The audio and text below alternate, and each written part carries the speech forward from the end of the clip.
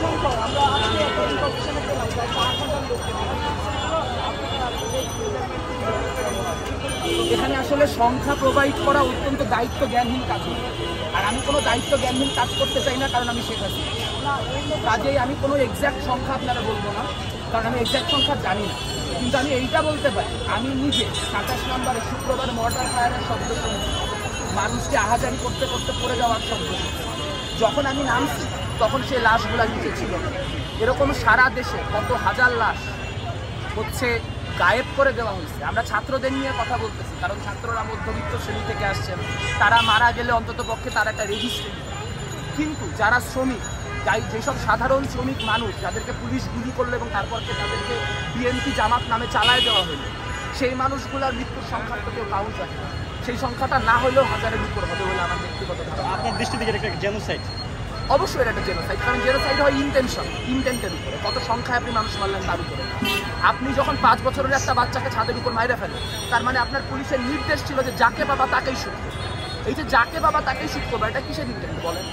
ধরেন ইসরায়েল যা যা করে তার কোন কাজটা এই সংখ্যা রেকর্ড করতে পারে? মৃত্যুর ডেথ রেজিস্ট্রারি হাসপাতাল থেকে নিয়ে যাওয়া করছে, মানুষকে মাইরে তাদেরকেই জঙ্গি হিসেবে অভিহিত করা করছে, সাধারণ মানুষ মাইরে তারপর বিএনপি জামাতের নামে চাপাই দিয়ে বলা যে এরা মানব ঢাল হিসেবে মানুষ ব্যবহার করতেছে। ইসরায়েল একই কাজ করে, বলে যে হামাস মানব বোমাহীন মানব ঢাল হিসেবে হচ্ছে সাধারণ জনগণকে ব্যবহার করে। তারাও একই কথা বলছে যে বিএনপি জামাত মানব ঢাল হিসেবে ব্যবহার করে।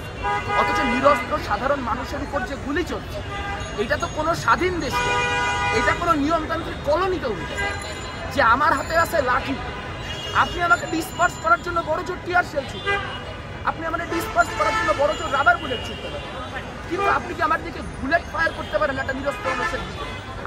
আমরা টেলিভিশনে দেখছি, আমরা ইয়েতে দেখছি যে ডিভাইডারের ওই পার দিয়ে লোক যাচ্ছে, ডিভাইডারের উপর দিয়ে গুলি করলো, গুলিটা লাগলো না, গেমের মতো, ভিডিও গেমের মতো ডিভাইডারের ফাঁক দিয়ে দাঁড়ায়, সুন্দর করে দাঁড়ায়, এইম করে শুট করলো, পিঠ উল্টা দিকে ওই পাশে চলে যাচ্ছে।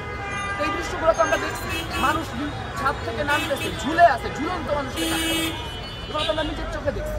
আবু সাইদের মৃত্যু তো আমরা নিজের চোখে দেখছি।